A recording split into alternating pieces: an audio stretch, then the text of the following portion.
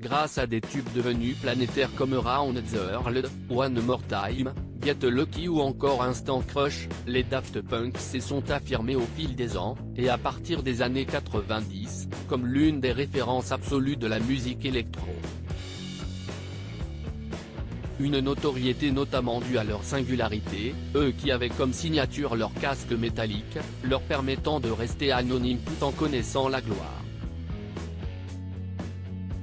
Mais ce mercredi 5 avril, Thomas Bangalter, l'un des deux musiciens, est apparu à visage découvert sur les ondes de France Inter. Et s'il est déjà apparu publiquement sans casque, notamment dans les tribunes du Stade de France pour assister à un match des Bleus, cela reste un événement très rare.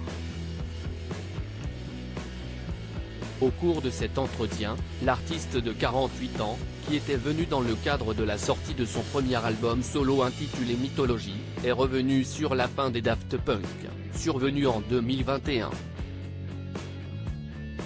Je suis très content de l'avoir refermé, a-t-il expliqué, à propos de cette histoire vécue pendant près de 30 ans avec son acolyte Guy-Manuel Domem Christo.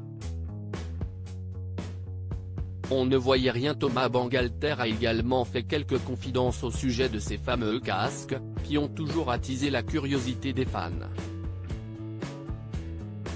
Un accessoire qu'il ne peut pas regretter, tant il a permis à son groupe de sublimer son image, mais il a tout de même confié que cela pouvait à l'époque les gêner sur scène, notamment au niveau de la visibilité. On a joué à Bercy, mais je n'ai rien vu. La visibilité était extrêmement réduite dans les casques, on ne voyait rien. On a navigué entre la fiction et la réalité. On est très concentré sur le spectacle et finalement on ne regarde pas le public autant. Un casque qui a tout de même eu quelques avantages pour Thomas Bangalter, dont celui de ne pas vivre sa célébrité et celle de sa compagne la grande actrice Élodie Boucher comme un handicap au quotidien. Comme nous-mêmes ne sommes pas trop sollicités, nos garçons, Tara J, née en 2002, et Roxane née en 2008 en bénéficient. Ils vont d'ailleurs dans une école publique de quartier.